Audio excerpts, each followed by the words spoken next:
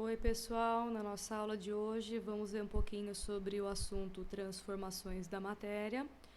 Lembrando que já estudamos as propriedades gerais da matéria, as propriedades específicas da matéria e as propriedades organolépticas da matéria. Hoje a gente vai estudar como que essa matéria ela pode ser transformada, tá? Se o material você quiser que esse material sofra algum tipo de transformação, desse tipo aqui, de forma, de tamanho, de cor ou de cheiro, ou até mesmo que o seu material se transforme em outros materiais, você está fazendo uma transformação da sua matéria. Essas transformações ou alterações da sua matéria, elas podem ser de dois tipos, que são físicas ou químicas. Então, a gente vai ver quais são as características de uma transformação física e de uma transformação química. Começando aqui pelas transformações físicas, que podem ser chamadas também de fenômenos físicos.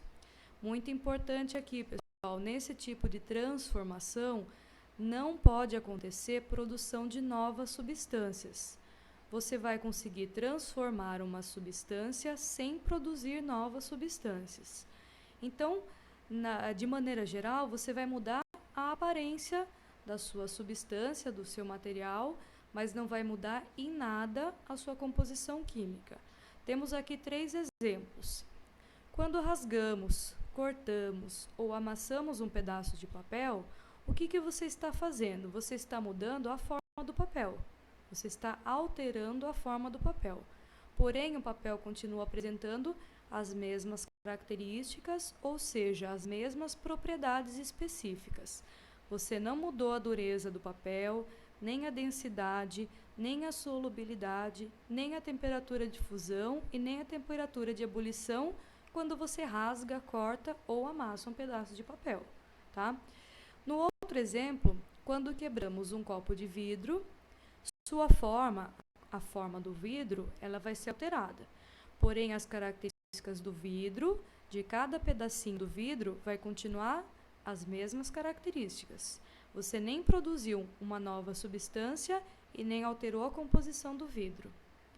No nosso terceiro exemplo, quando congelamos a água ou quando descongelamos a água, nós temos uma alteração da forma da água, porém as características da água continuam as mesmas. Então, estas são as características de uma transformação física de uma matéria. Nós temos aqui no próximo slide alguns outros exemplos. Então, mudanças de estado físico. Todas as vezes que mudamos qualquer um dos estados físicos, quanto no aumento de temperatura, quanto na diminuição da temperatura, do estado sólido para o líquido, do líquido para o gasoso ou vice-versa, você não está mudando a propriedade específica dessa matéria. Você está apenas alterando a forma, o estado físico. Então, isso entra em transformação física. Quando você corta a fruta em pedaços menores, você está mudando a aparência da fruta, não está mudando a composição da fruta. Quando um carro ele se choca com outro carro ou com um objeto, a lataria dele fica amassada. Em relação ao material que faz parte da composição da lataria, mudou alguma coisa? Apenas a forma. A composição química do metal aqui que faz parte da lataria não se alterou. Da mesma maneira, quando você quebra um objeto, todos os pedaços que faziam parte desse objeto continuam tendo as mesmas propriedades específicas e as mesmas composições químicas. Agora vamos ver aqui as transformações químicas.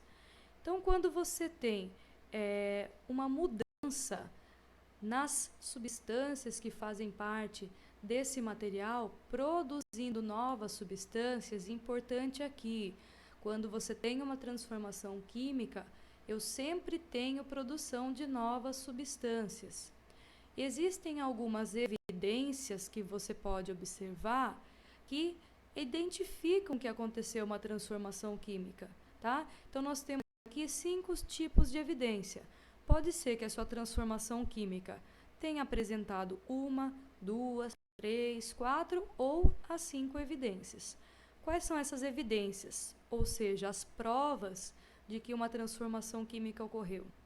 Pode acontecer uma alteração na cor daquele material, uma alteração no cheiro, uma produção de um gás. Às vezes esse gás ele tem um cheiro, pode acontecer a produção de um calor e pode acontecer também a produção de luz. Então, aparecendo qualquer uma destas 5 evidências, você já pode afirmar que aconteceu uma transformação química. E estas 5 evidências, elas são devidas a você ter formado uma nova substância. Então, vamos ver esses exemplos aqui. Exemplos que você tem evidências de alteração da cor. Então, quando uma fruta ela está num processo de apodrecimento, o que acontece com a coloração dela?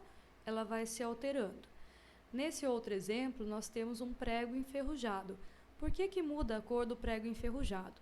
Bom, primeiro que para que um prego enferruje, ele precisa ter contato com a água ou com um ambiente muito úmido.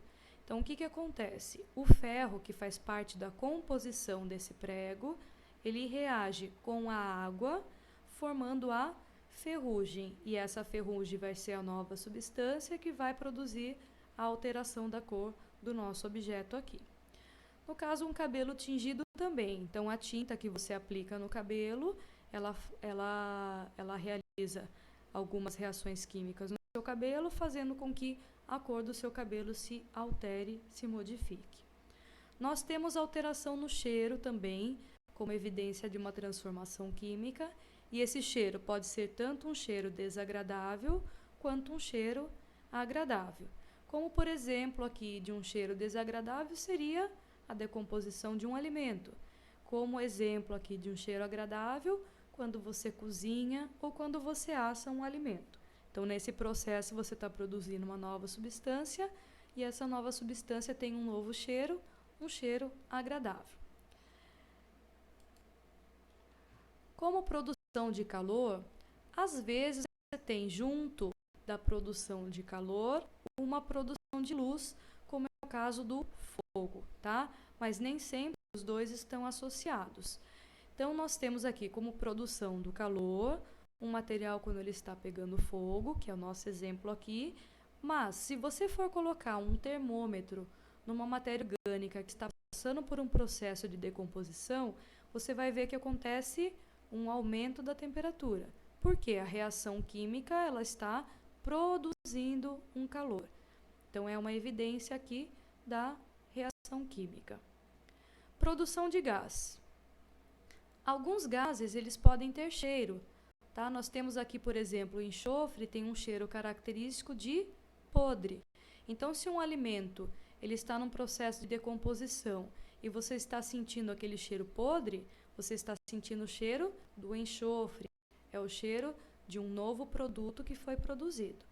Mas alguns gases, eles são inodoros, ou seja, não apresentam cheiro. Então como é que eu vou saber que houve uma reação química se essa reação química produzir um gás que não tem um cheiro?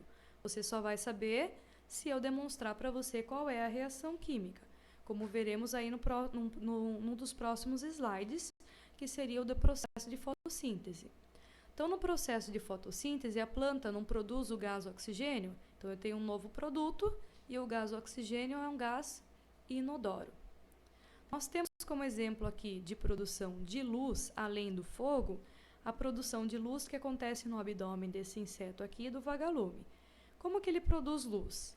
Então, no abdômen dele existem alguns compostos químicos que reagem entre si e, como resultado dessa reação, eu tenho a produção de luz que reflete aqui no abdômen do animal. Nesse nosso próximo slide, eu quero analisar uma situação específica de um palito de fósforo se queimando. Então, a gente pode dizer que está acontecendo uma transformação química aqui. Quais são as evidências? Eu tenho a produção de luz, eu tenho a produção de calor, eu tenho a alteração na cor do objeto e eu tenho a alteração no cheiro. Então, nesse único exemplo, queimar um palito de fósforo, eu consigo observar 5 evidências. Nesse nosso próximo slide, a gente está demonstrando aqui o processo de fotossíntese. Então, as plantas, elas absorvem a luz solar, elas transformam o gás carbônico e a água em glicose, que seria o alimento para a planta, e o oxigênio, que é liberado na atmosfera. Qual é a reação química da fotossíntese? Gás carbônico mais água, produzindo glicose e oxigênio. Qual é a evidência que você encontra de que aconteceu uma reação química aqui na reação de fotossíntese? A produção do gás oxigênio, que é um gás inodoro. Então, se eu não te der a reação química, você não tem como afirmar para mim que esse exemplo seria um exemplo de transformação química.